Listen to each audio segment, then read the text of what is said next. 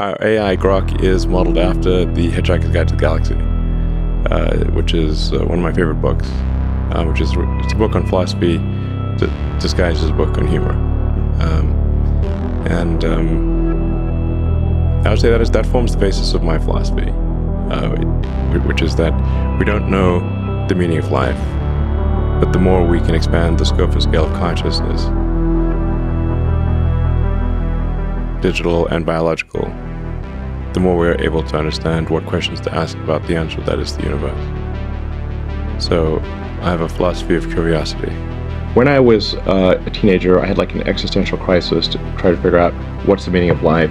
Religious texts, and I read all of them that I get my hands on, did not seem convincing. Then I started reading philosophers. Be careful of like reading German philosophers as a teenager. It's definitely not going to help with your depression. And then I read Hitchhiker's Guide to the Galaxy, and basically what Douglas Adams was saying is that we don't really know what the right questions are to ask. Like, the question is not what's the meaning of life. It's an existential philosophy book disguised as humor. The real problem is trying to formulate the question. The universe is the answer. What is the question?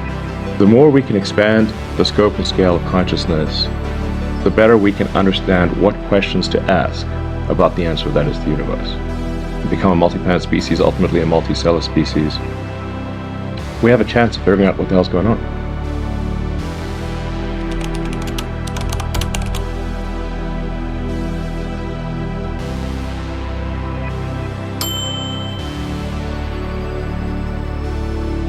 Have you ever, stared up at the night sky, really taken in the vastness of it all and felt, well, maybe a little bit overwhelmed? Oh, ask me. Or perhaps you've just found yourself wondering if there's some simple, maybe universal answer to life, the universe, and everything. It's a classic thought, isn't it? It really is. Well, today we're doing a deep dive into one of the most, I think, beloved and frankly bewildering works of science fiction out there, Douglas Adams's The Hitchhiker's Guide to the Galaxy.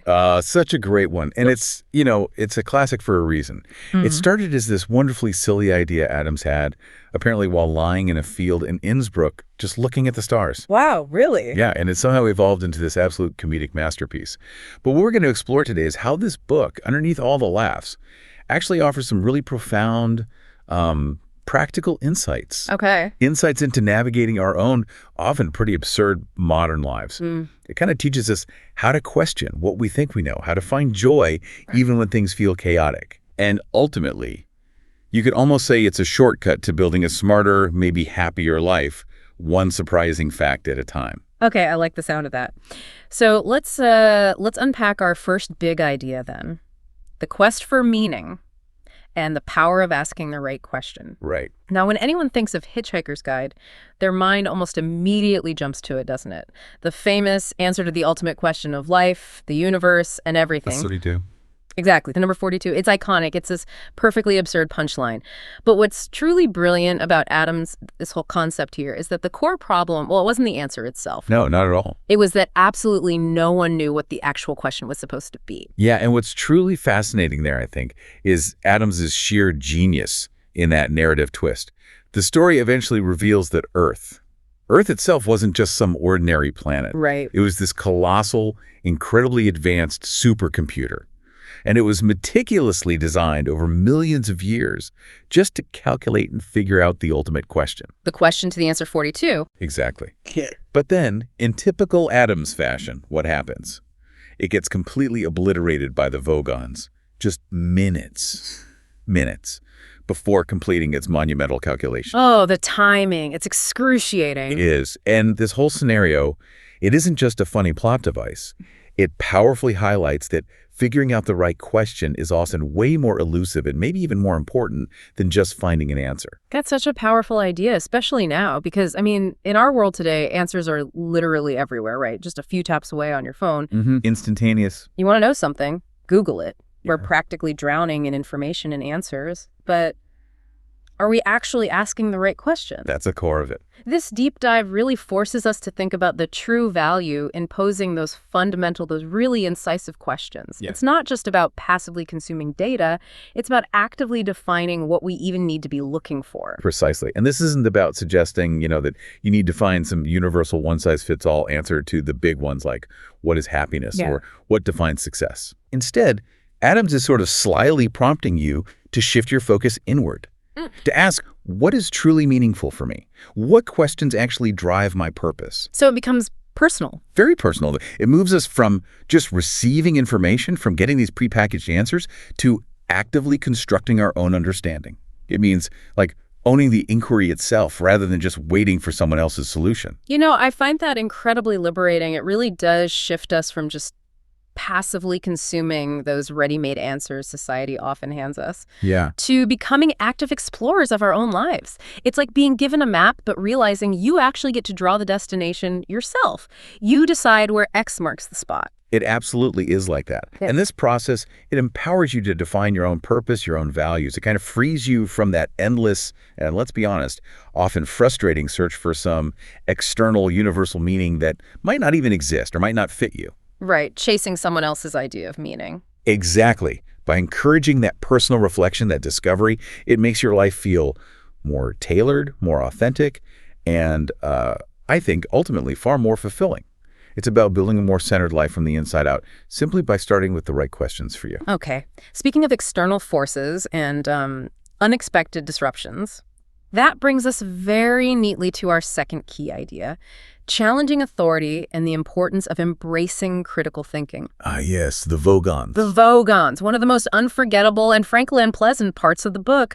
They're that famously grotesque bureaucratic alien race who, with just staggering indifference, destroy Earth just to make way for a hyperspace bypass. And what's so chilling but also darkly comedic about it is that they weren't really presented as being inherently evil or malicious. Not really. They were just performing a bureaucratic procedure, ticking a box. And if we connect this to the bigger picture, it's such a brilliant, scathing satire of bureaucracy and, rigid power structures.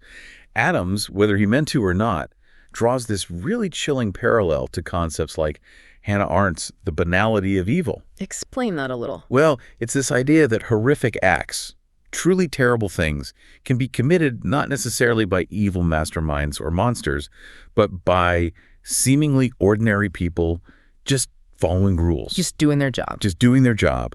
Following orders without thought, without reflection, without any real moral consideration. Earth's destruction wasn't an act of war in the story. It was quite literally an administrative formality, a piece of paperwork being rubber stamped. Wow. The sheer absurdity of that is what makes it so impactful and frankly a little terrifying when you think about it. Yeah, it really is. And here's where it gets, I think, really interesting and applicable for us just navigating our own lives. The book feels like a clear, unmistakable invitation to critical thinking. It challenges us constantly to question norms, to question traditions, and to question the pronouncements of those in power. It's not about just being rebellious for the sake of it, but about genuinely trying to understand the why behind things, decisions, policies, even maybe our own long-held beliefs. And that classic line from the book just nails it perfectly. Why must Earth be destroyed? Right. Because it's in the files. It's just procedure. And this encourages you, the listener, to always ask why, to challenge the underlying logic behind decisions, whether those are big societal things, corporate policies at work, or even the small habits in your own personal life.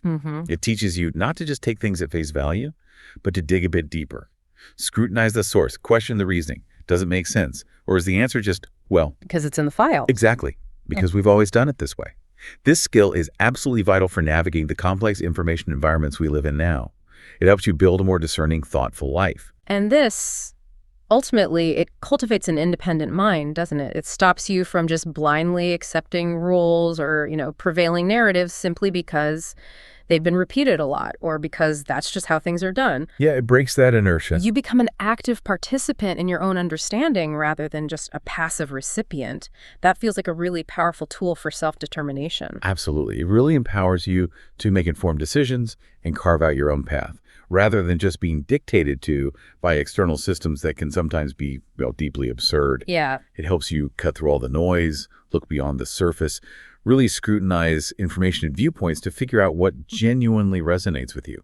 In a world overflowing with conflicting information, learning to question effectively is probably one of the most important skills you can develop for a resilient, sharp mind. Okay, so we've talked about questioning for meaning, questioning authority.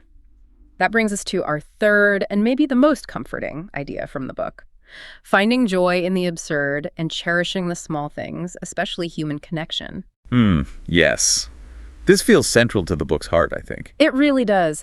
The book's core philosophy seems steeped in, well, absurdism, this idea that life might not have any inherent meaning in this vast, chaotic universe. Right, the big indifferent cosmos. Exactly.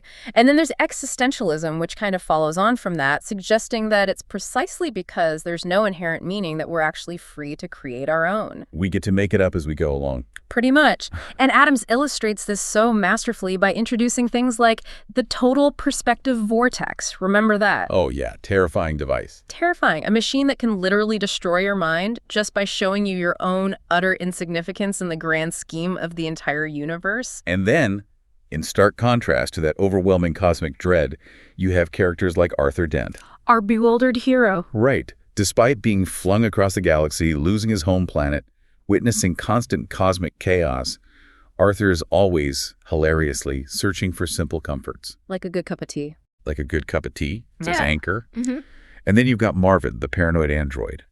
He's this genius robot, incredibly intelligent, but he's severely depressed. His overwhelming intelligence, his awareness of everything, leads him straight to nihilism.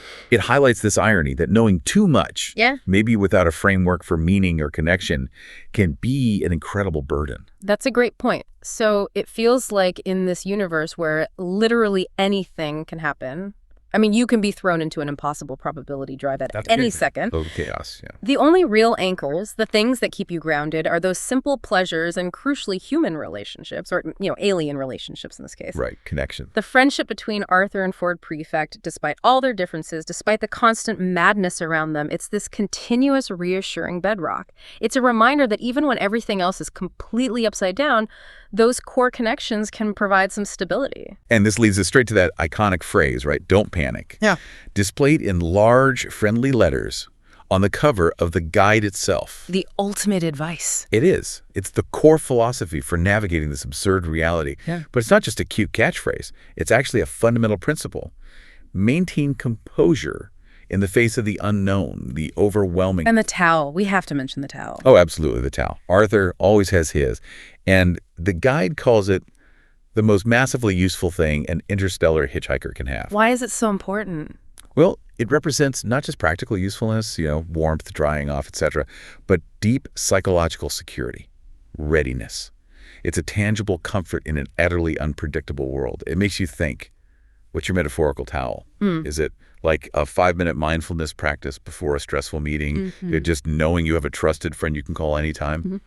Adams shows us the quiet power in being prepared and in recognizing what truly anchors us when the universe feels way too big and chaotic. That perspective is genuinely comforting. It helps you maybe laugh at life's inherent strangeness, the chaotic events around us, rather than feeling completely crushed by it all. Exactly. It's a coping mechanism, but a healthy one. It feels like a remarkable way to approach things that might otherwise seem utterly overwhelming. It really is. It reminds us that true meaning, true peace, often aren't found in those grand cosmic answers or some profound philosophical breakthrough. Not in the number 42, perhaps. Perhaps not, but rather in the tangible, simple joys of daily life. That cup of tea Arthur is always seeking, and in the genuine companionship you share with others. It teaches us profound resilience. It encourages finding comfort and maybe even deep meaning in the small, everyday moments. And that approach just makes life feel less overwhelming, somehow more manageable. It helps us foster a deeper appreciation for just being here now. Okay, so let's quickly recap the 3 key ideas we've unpacked today from Douglas Adams's incredible, funny, wise book.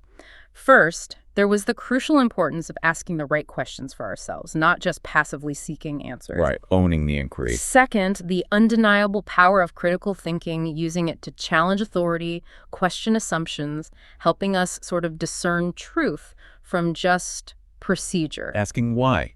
always asking why, on.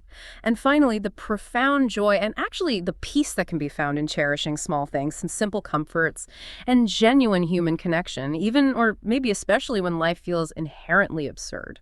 Yeah, finding the anchors. Which raises, I think, an important final question.